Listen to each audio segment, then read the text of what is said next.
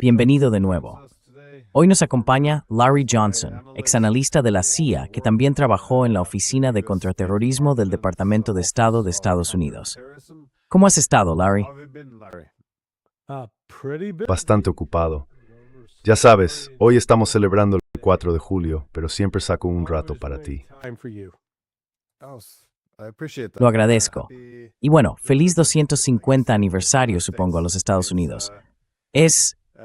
Sí, bueno, aunque la camiseta es muy apropiada. Sí, los tuve. Mis antepasados participaron. Tuve 28 antepasados que lucharon en la Revolución Americana. Así que en el fondo soy un revolucionario por genética.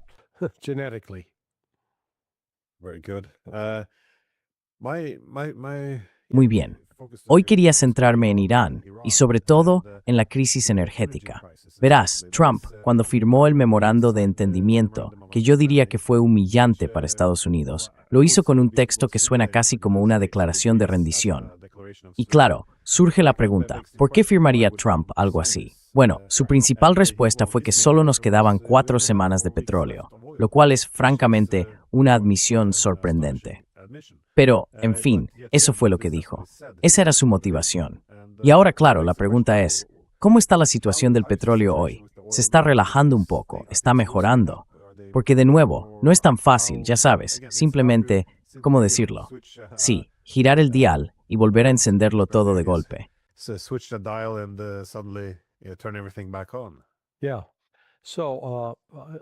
Sí, me gustaría decir que siempre fui así de listo y que ya sabía todo esto desde el principio, pero no es verdad. A menudo he mencionado a un soldado de la guerra civil llamado Ambrose Bierce, que después se convirtió en escritor. Se le atribuye una frase, aunque no está comprobado, que dice que la guerra es la forma que tiene Dios de enseñar geografía a los estadounidenses. Y ahora podríamos añadir que la guerra ha sido la forma que ha tenido Dios de enseñarle a Larry Johnson sobre la industria del petróleo.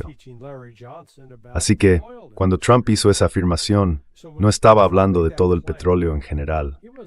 Se refería al suministro de petróleo con alto contenido de azufre, lo que se conoce como crudo agrio o crudo pesado.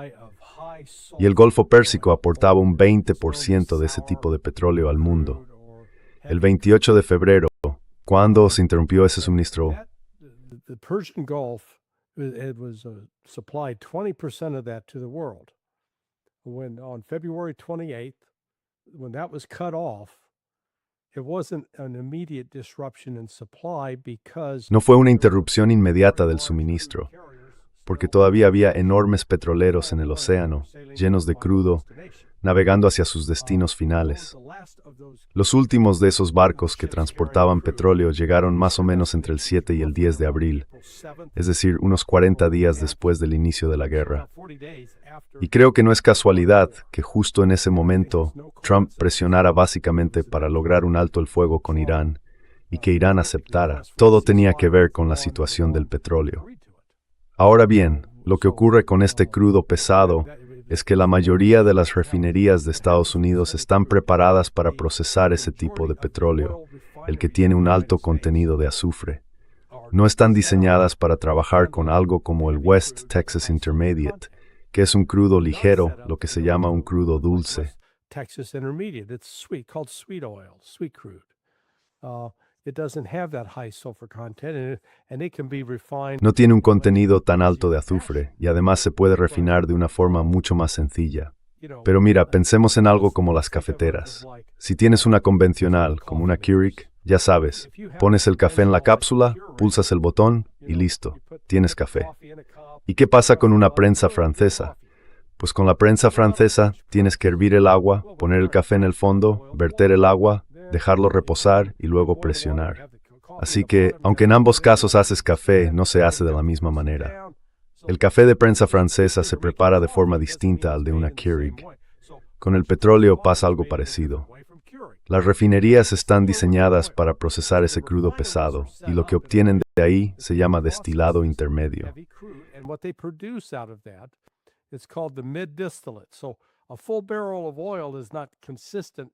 Un barril de petróleo completo no es uniforme de arriba a abajo. Aproximadamente un 30% se extrae para obtener lo que se llaman los destilados medios. Esos son los que se procesan en las refinerías para producir diésel y combustible de aviación. Eso era de lo que hablaba Trump. La cantidad de diésel o de petróleo capaz de producir diésel y combustible de aviación que había en la Reserva Estratégica de Petróleo. Esa cantidad equivalía a unos 120 días, más o menos, el 11 o el 18 de marzo, cuando la secretaria de Energía Wright anunció que iban a empezar a reducir la reserva estratégica a razón de 1.400.000 barriles al día. En total había unos 174 millones de barriles disponibles, lo que haciendo las cuentas da para 120 días. Pues bien, ese periodo de 120 días termina el 11 de julio, la semana que viene.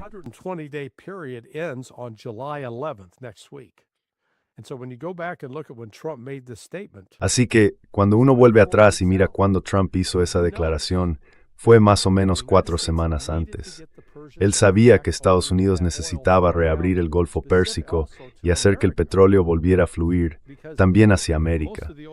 Porque la mayor parte del petróleo que ha salido desde la firma del Memorando de Entendimiento iba a Asia, a China, a la India, a Japón, a Corea del Sur. Así que eso, en realidad, no ha resuelto el problema para Estados Unidos. Volvemos entonces al punto de que cuando empezó la guerra del 28 de febrero, si adelantamos unos 40 días, el 8 de abril, el suministro total de petróleo, incluido el gasóleo, cayó un 20%. Esa cantidad dejó de estar disponible para el mundo. Por tanto, la forma de hacer frente a eso fue empezar a extraer petróleo de la Reserva Estratégica de Petróleo.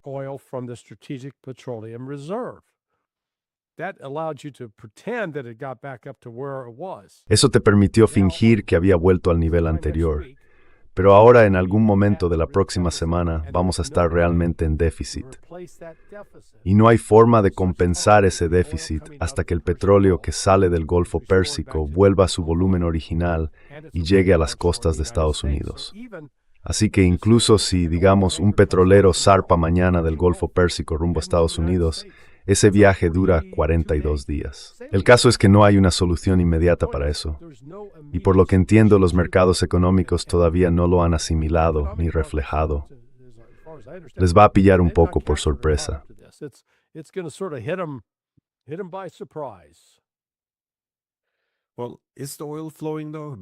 Bueno, pero el petróleo está fluyendo o no, porque ya sabes, los tiroteos en realidad no han vuelto del todo. Pero claro, Trump se atribuyó el mérito de haber golpeado duro a los iraníes un par de veces. Así que de nuevo, supongo que es importante mantener esa imagen de hombre fuerte. Pero ¿hasta qué punto está fluyendo realmente el petróleo ahora?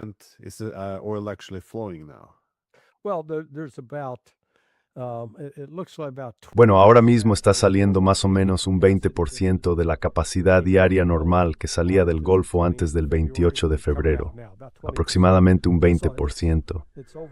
Pero la gran mayoría va a Asia, así que no está viniendo a Estados Unidos y desde luego tampoco a Europa. Y ahí es donde Occidente tiene ahora un problema. Y como mencionabas al principio, no hay una solución inmediata. No es como encender un interruptor y de repente todo vuelve a funcionar y seguimos adelante. Te aseguro que yo no lo entendía hasta que hablé con 2 personas que conocen bien la industria del petróleo. Y luego escuché a Chris Martenson, que en este tema sabe muchísimo.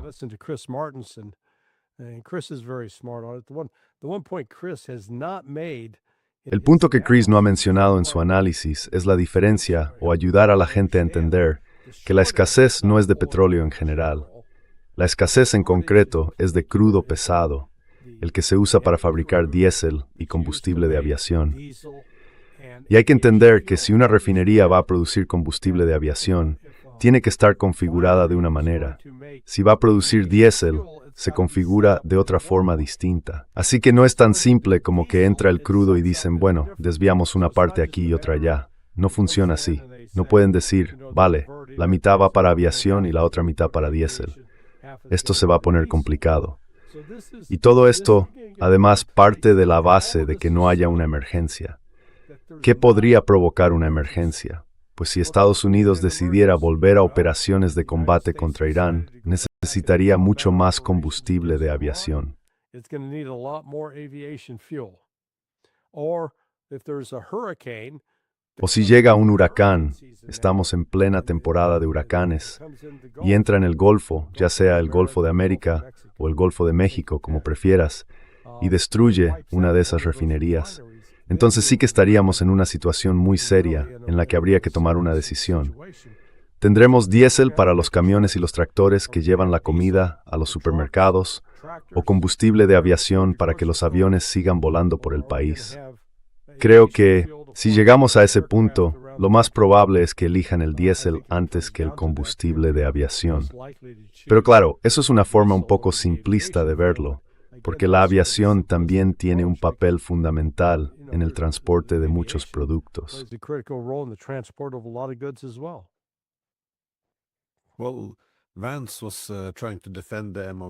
Bueno, Vance intentaba defender el memorando de entendimiento porque, evidentemente, ha recibido muchas críticas. Y su principal argumento parecía ser que, bueno, había que hacerlo para que el petróleo volviera a fluir. Ese era el objetivo. Pero claro, si ese es el objetivo, no es lo mismo que decir que vamos a dejar atrás nuestras hostilidades con Irán y crear unas relaciones completamente nuevas. De hecho, podría indicar que en realidad esto puede ser bastante engañoso. Es decir, ganar algo de tiempo para abrirse, reabastecer los mercados mundiales. Pero por otro lado, también vemos que Estados Unidos parece estar, bueno, en cuanto se firmó el memorando, ya parecía empezar a renegociarlo. En un caso concreto, se hizo una oferta a los iraníes, liberar parte de sus activos congelados, algo que, según el propio memorando, deberían hacer de todos modos, pero condicionándolo a que no haya ningún peaje ni tasa por transitar el estrecho de Hormuz.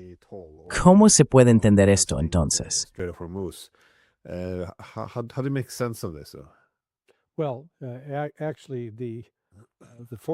Bueno, en realidad, en las 14 secciones diferentes, se puede decir que Irán fue bastante descuidado con su lenguaje en lo que respecta al levantamiento total de las sanciones y al desbloqueo de activos. Lo dejaron muy vago, dando a Estados Unidos mucho margen para jugar con eso. Ahora bien, hay dos áreas que sí fueron muy específicas y de las que Estados Unidos no puede realmente escabullirse, o lo está haciendo, pero violando el memorando de entendimiento. La primera es el respeto a la soberanía y la integridad territorial del Líbano. En lugar de hacerlo, Estados Unidos intervino con los libaneses y los israelíes. Consiguió que Joseph Aoun, que es un presidente minoritario, solo representa una parte de los cristianos del Líbano. 2/3 del país son musulmanes. Afirmara haber llegado a un acuerdo con Israel que permitía a las tropas israelíes permanecer allí y violar la integridad territorial y la soberanía del Líbano.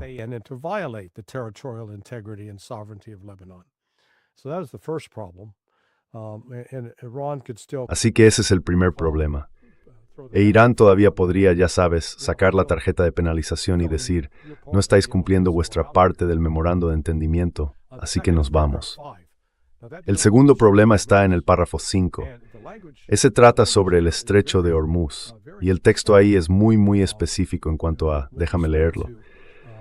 Dice, inmediatamente después de firmar este memorando de entendimiento, la República Islámica de Irán hará los arreglos necesarios, poniendo su máximo esfuerzo para garantizar el paso seguro de buques comerciales, sin ningún cargo, durante 60 días únicamente, dentro y fuera del Golfo Pérsico hacia el Mar de Omán. Fíjate que no se menciona a ningún otro país como responsable de organizar el paso seguro de los buques comerciales, solo a la República Islámica de Irán.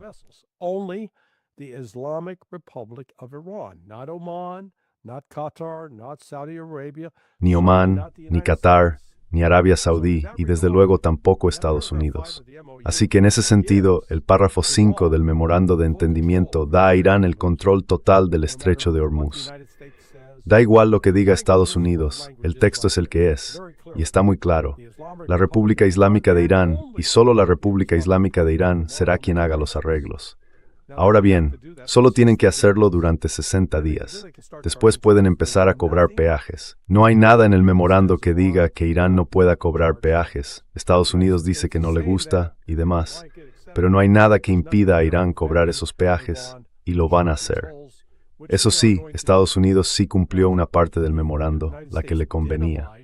The one section of the MOU, which is in the U.S. interest, they removed all sanctions on oil and banks processing. Levantaron todas las sanciones sobre el petróleo y sobre los bancos que procesan los pagos de las ventas de petróleo de Irán.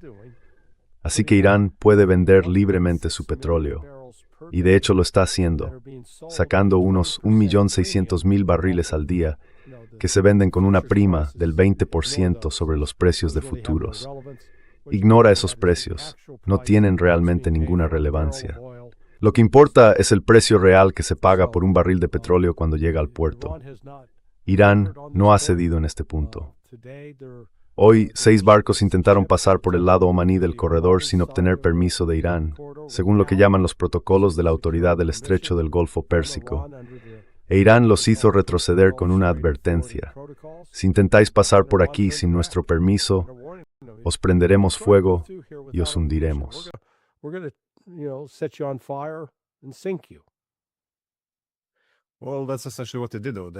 Bueno, eso es básicamente lo que hicieron. Atacaron uno de los buques que intentaba pasar, y eso fue lo que provocó los ataques de Estados Unidos contra Irán. Trump se mostró muy orgulloso de aquello. Los iraníes se salieron de la línea, y él actuó en consecuencia, básicamente. Esa fue la versión que se dio.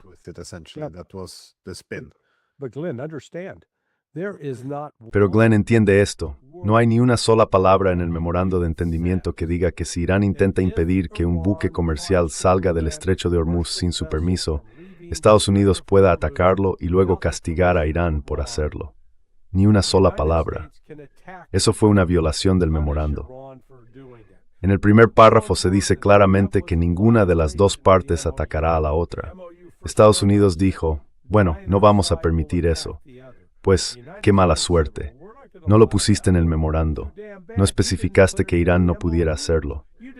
De hecho, lo que sí se estableció fue que Irán debía hacer todo lo posible para garantizar el paso seguro de los buques comerciales, que esa era su responsabilidad, no la tuya. Así que ese fue el primer punto en el que Estados Unidos violó el memorando de entendimiento.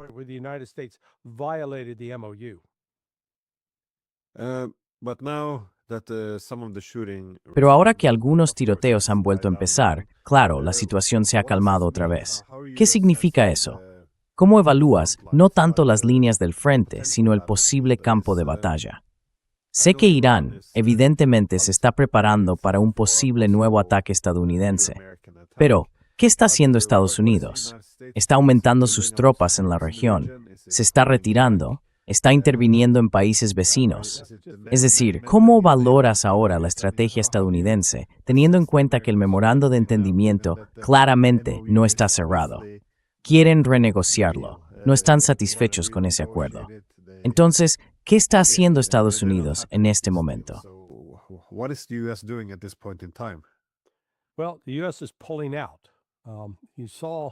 Bueno, Estados Unidos se está retirando. Hace 8 o 9 días, Pete Hegseth firmó una orden para iniciar la retirada de las fuerzas estadounidenses que habían sido desplegadas en el Golfo Pérsico para la operación Epic Fury. Ayer salió un informe desde el Reino Unido, desde Fairford, creo que así se llama la base, donde estaban estacionados los B-52. Estaban allí, en el Reino Unido, preparados para actuar contra Irán. Se retiraron del Reino Unido ayer, en las últimas 24 horas. Al mismo tiempo, entre 6 y 12 cazas F-15 que estaban basados en Jordania, volaron desde Jordania hasta el Reino Unido y ahora están allí, en tierra británica. Así que Estados Unidos está empezando a retirarse. Y para encubrir el hecho de que se están retirando, están difundiendo una desinformación bastante extraña.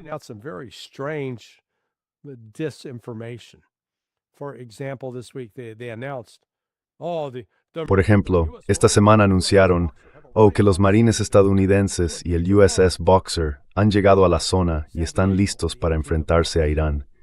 Salieron de San Diego el 18 de marzo. Llegaron frente a la costa de Irán o al mar Arábigo hacia el 30 de abril. Así que llevaban allí 2 malditos meses. Y justo ahora el Departamento de Guerra dice que empieza a promocionar y destacar su presencia. No tiene ningún sentido. Así que Estados Unidos sigue hablando con dureza. Pero en general no se trata solo de la retirada de esos recursos físicos. Antes de que empezara la guerra, Estados Unidos, algunos, creo que lo más temprano fue una semana antes del día 28, o sea, el 21. I think the earliest was a week before the 28th, so on the 21st.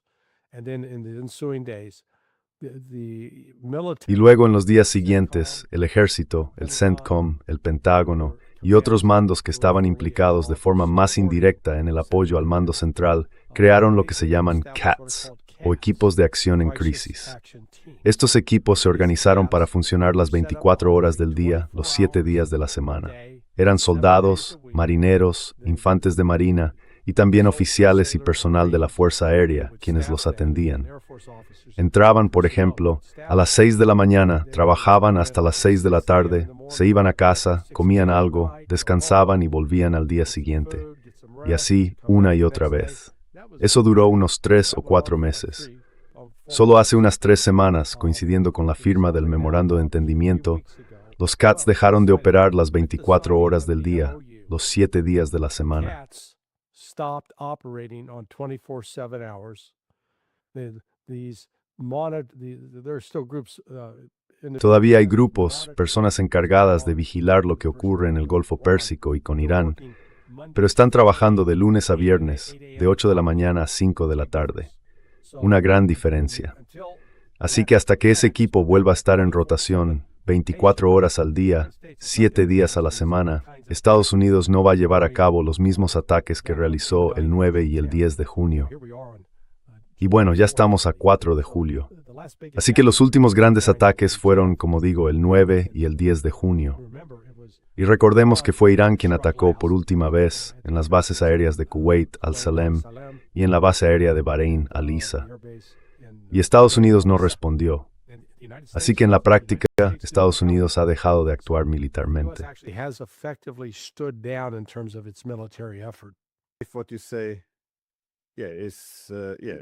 Si lo que dices es cierto, que Estados Unidos ha decidido básicamente retirarse, eso significa que los iraníes van a salir ganando.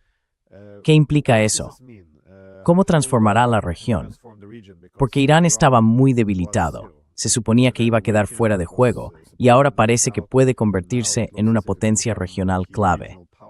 ¿Ves alguna posibilidad? No hace falta una bola de cristal, porque pueden pasar muchas cosas, pero ¿cómo podría cambiar la región? Porque si Irán se fortalece y gana peso, sobre todo en el estrecho de Hormuz, los países del Golfo tendrían que adaptarse. Además, los israelíes parecen estar dirigiendo buena parte de su enfado hacia Turquía, por distintos motivos.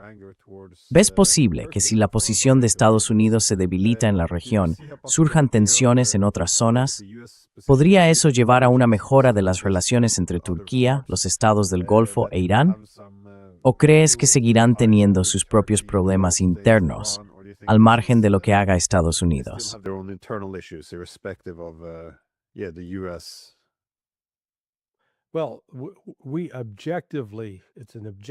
Bueno, objetivamente, es un hecho objetivo que Estados Unidos está ahora en una posición más débil que la que tenía el 28 de febrero. Y eso simplemente porque el 28 de febrero el país tenía el cuartel general naval, la sede de la Quinta Flota, allí en Bahrein. Había un almirante con todo su equipo, tenían distintas secciones operativas, inteligencia, logística, planificación, todo el sistema completo de mando y apoyo, y estaban allí para recibir y dar soporte a los buques. Ahora eso está cerrado. Existe solo de nombre, pero en la práctica está cerrado. No hay operaciones de mando de relevancia en marcha. Y además los radares, había varios sistemas de radar y de comunicaciones por satélite instalados, conectados a esa base, fueron destruidos. Así que, en esencia, en este momento, Estados Unidos ha perdido toda su capacidad operativa en Bahrein. Right now, the United States has lost full capability in Bahrain. Similarly, in Al Udeid. Al Udeid was the largest air force. Igualmente en Al Udeid. Al Udeid era la base aérea más grande hasta que llegabas, digamos, a un sitio como Incirlik. Y bueno, era enorme. Cuando la guerra estaba en su punto más intenso, tanto en Irak como en Afganistán, Al Udeid era un punto de tránsito clave para las tropas estadounidenses que entraban y salían. De hecho, yo pasé por allí en mayo de 2006, iba camino de Balad, en Irak, pero tuve que hacer escala en Al-Udeid y bueno, vi cómo estaba todo montado. Desde entonces, cuando Estados Unidos empezó a reducir su presencia militar en Irak y luego a recortar en Afganistán, Al-Udeid se convirtió en el centro de lo que se llama el Centro de Operaciones Aéreas Combinadas, el CAOC. Y el CAOC tenía, otra vez, un radar valorado en $1.000 millones allí en Qatar, y podían ver literalmente hasta la India, hasta el centro del Mediterráneo, al norte hasta la costa del Mar Negro en Rusia y al sur hasta Diego García.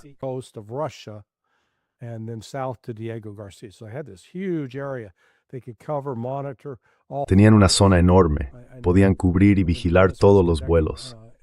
Sé que cuando Estados Unidos llevaba a cabo operaciones aéreas y terrestres en Siria, un amigo mío que estaba destinado allí en aquel momento, hablo de los años 2016 y 2017, me contó que cada día el general de la Fuerza Aérea al mando de esa operación hablaba por teléfono con su homólogo ruso para coordinarse y evitar que los aviones rusos y los estadounidenses se cruzaran en el aire.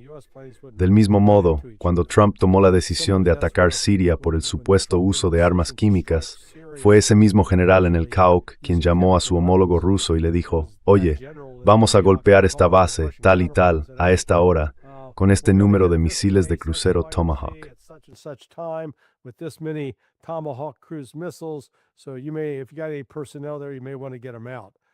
Así que si tienes personal allí, quizá quieras sacarlo.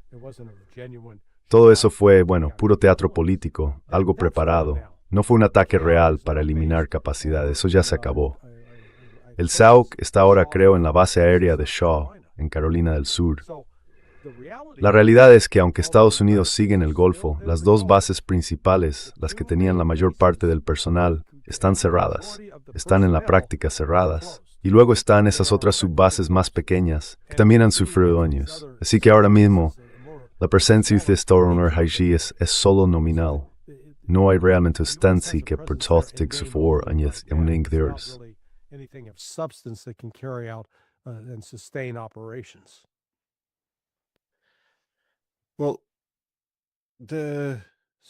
Bueno, así que Estados Unidos perdió sus bases. Le gustaría reducir su presencia. Tiene todos esos incentivos preparados. Pero los israelíes, por su parte, no parecen estar en sintonía con Estados Unidos. Es interesante. Ayer hicieron una encuesta, uno de los medios israelíes, no recuerdo cuál, y creo que alrededor del 90% de los israelíes pensaban que Irán había ganado. Y por supuesto, los políticos israelíes son bastante críticos con los esfuerzos de Estados Unidos por alejarse de esta guerra. Pero también dejan claro que no se van a sentir limitados por las exigencias estadounidenses.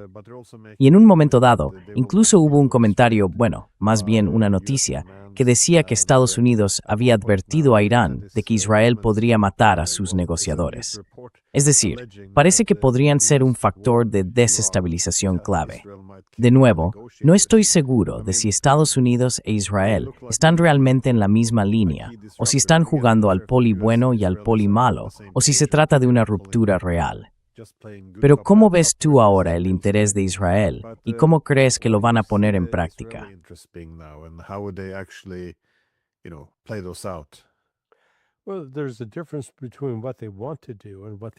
Bueno, hay una diferencia entre lo que quieren hacer y lo que realmente pueden hacer. Israel ya no está en condiciones de llevar a cabo ataques sostenidos contra Irán. Hablan mucho, dicen que sí, que van a golpearles, pero la realidad es otra. Y la verdad me sorprendió esa historia que salió, no sé si fue ayer o anteayer, sobre Estados Unidos avisando a los iraníes del supuesto plan para asesinar a Arachi y a Ghalibaf. Eso es una noticia viejísima. Quiero decir, data de hace 2 meses. Pepe Escobar y yo lo contamos en su momento. Y de hecho, los iraníes... Bueno, el propio profesor Morandi fue entrevistado hoy mismo por Nema y habló de ello.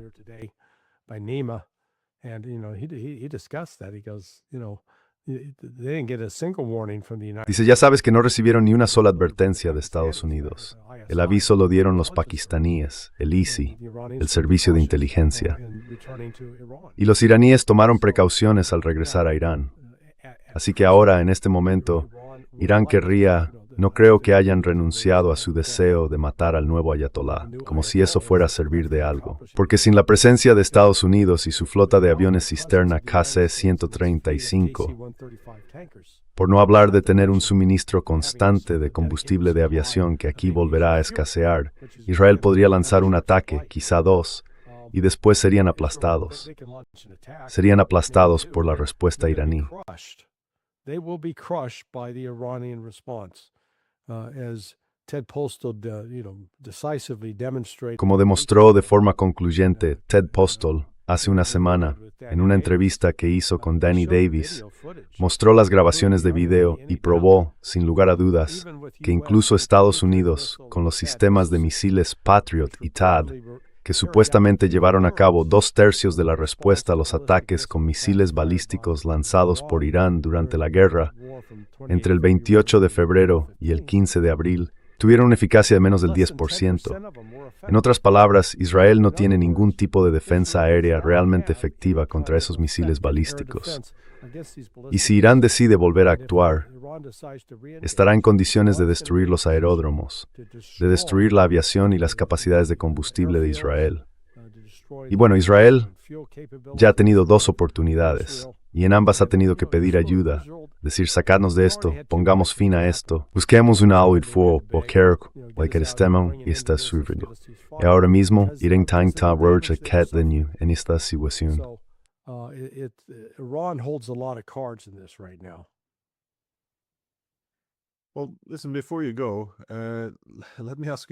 Bueno, oye, antes de que te vayas, déjame preguntarte algo sobre la guerra en Ucrania. Ahora hay informes en el Telegraph y en otros periódicos que dicen abiertamente que tienen información de inteligencia, según la cual Rusia estaría planeando atacar Polonia para comprobar la respuesta de la OTAN. A ver, por un lado pensé, sí, puede que los rusos necesiten recuperar su capacidad de disuasión y ahora mismo están bastante indignados. Pero por otro lado, ¿por qué Polonia? Quiero decir, precisamente Polonia, en este momento en que hay una gran división entre Polonia y Ucrania. Si fuera Estonia después de las revelaciones de que estuvieron implicados en los ataques a San Petersburgo, o Alemania, porque bueno, parece que han perdido el juicio, tendría más sentido. Pero Polonia, además, el objetivo no sería restaurar la disuasión, sino simplemente comprobar cómo respondería la OTAN. No sé, suena raro, aunque claro, podría ser posible, pero no me lo termino de creer. ¿Tú cómo lo ves? No, you put your finger on it. Look, over the No, last 2 weeks, has dado en el clavo. split Mira, between en las últimas 2 semanas la brecha entre Polonia y Ucrania se ha ampliado.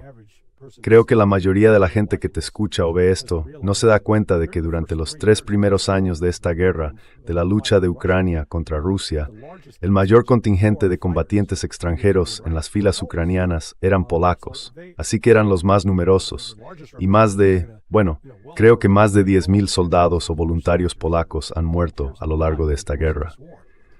Pero en las últimas 3 semanas, Duda, el presidente polaco, creo que el actual presidente, e incluso Donald Tusk, empezaron a darse cuenta de que los ucranianos estaban homenajeando a Stefan Bandera y a otros, ya sabes, fascistas nazis.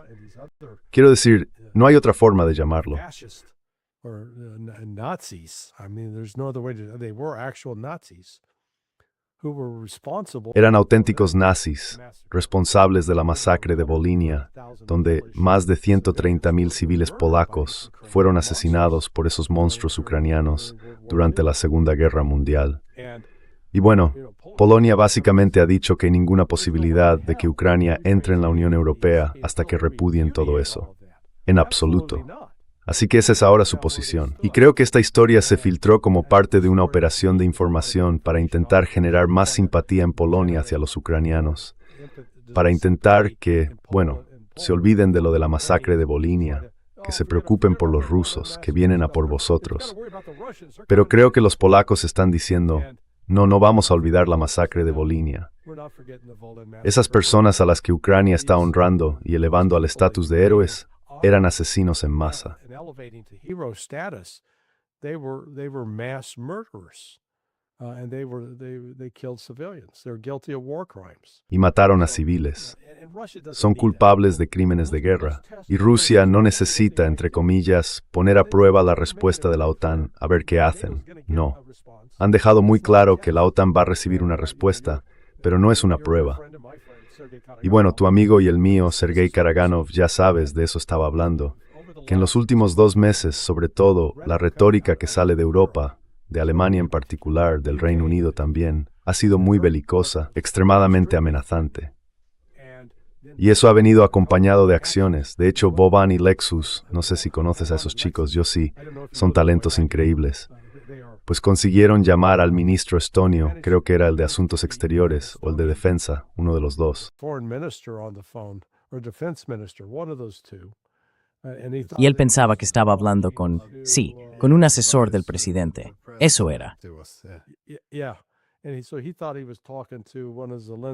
Sí, así que él pensaba que estaba hablando con uno de los principales colaboradores de Zelensky.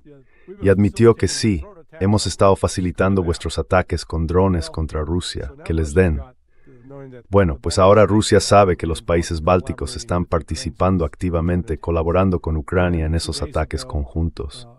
Luego, hace un par de días, uno de los petroleros rusos salía del Báltico y una patrullera alemana se acercó e intentó interceptarlo. El petrolero iba escoltado por un buque de guerra ruso. Y el buque ruso, vaya, fue directo hacia los alemanes, y los alemanes dijeron "Du Liebe", y se retiraron.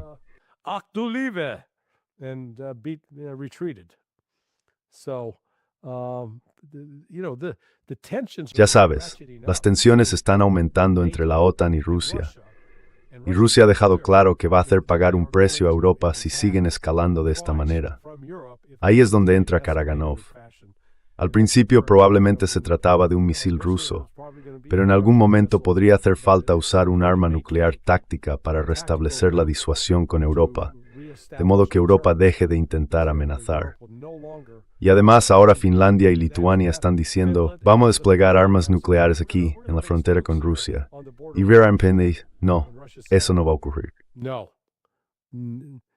that's not going to happen.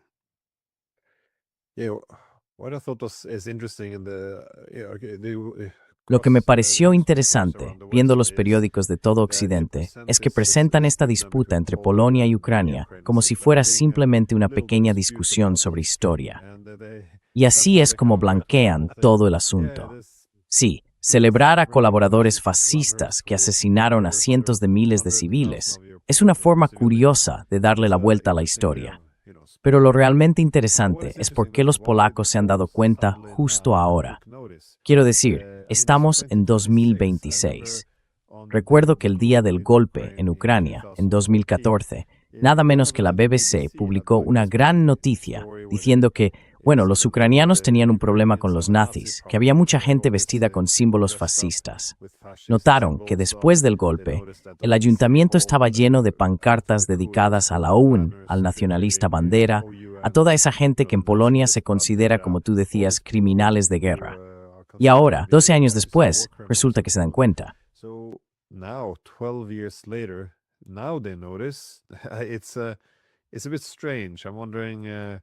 Es un poco extraño. Me pregunto si es por motivos internos, si ven lo que se avecina y quieren distanciarse de todo esto. De nuevo, solo puedo especular, pero sí parece un poco raro que se den cuenta justo ahora. Después de llamarlo propaganda rusa durante 12 años, de repente lo descubren. Pero mi pregunta era sobre lo que dijiste, que los rusos podrían lanzar un ataque, incluso con un arma nuclear táctica. ¿Cuándo crees que podría ocurrir eso? ¿O bajo qué condiciones?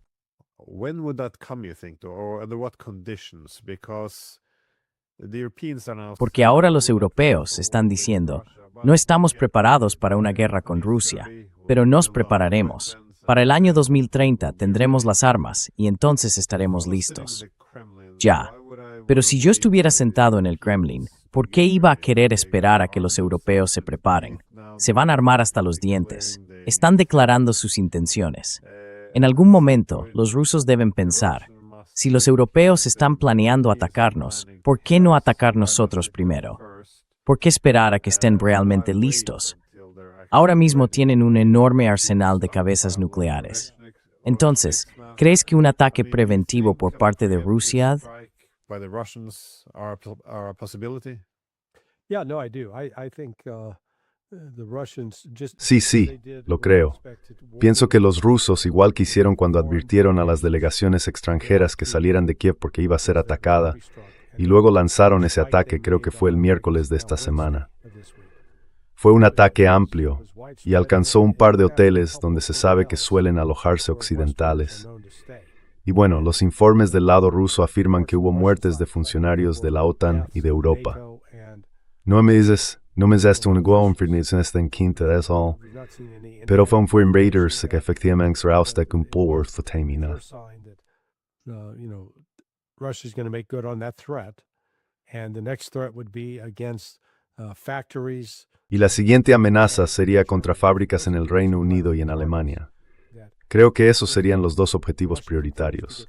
Si Rusia sigue siendo atacada con misiles de largo o medio alcance o con drones de largo alcance fabricados en Occidente, tomará represalias y los golpeará.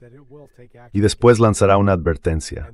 Si esto continúa, responderá con armas nucleares tácticas.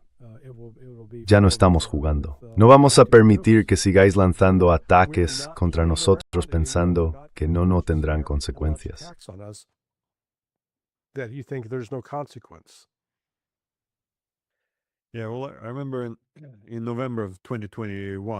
Recuerdo que en noviembre de 2021, cuando Estados Unidos y Ucrania firmaron esa asociación estratégica, o algo por el estilo, que elevaba las contribuciones militares estadounidenses a Ucrania.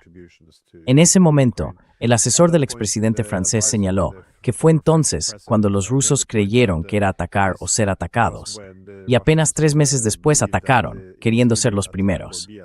Así que hay algunos indicios de que desde la perspectiva rusa vieron ese ataque como algo preventivo, una guerra que se avecinaba, y prefirieron hacerla en sus propios términos en lugar de esperar al otro lado. Así que no es tan irrealista, supongo. En fin, antes de terminar, ¿tienes algún comentario final?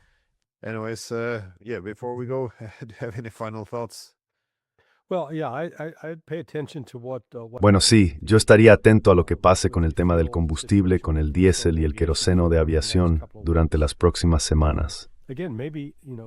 A ver, puede que quienes me pasaron esta información se dejaran algo, pero me pareció que daban una explicación bastante convincente sobre cómo el precio de los futuros en el mercado no refleja realmente lo que está ocurriendo. Así que habrá que esperar y ver. Como mínimo, creo que la escasez de combustible va a limitar lo que Estados Unidos puede hacer a nivel militar, al menos a corto plazo. Pero ya sabes, una vez que entremos en septiembre, las probabilidades de que Trump intente reanudar ataques contra Irán y se arriesgue a tener bajas y pérdidas estadounidenses antes de las elecciones de mitad de mandato, yo no lo veo en absoluto.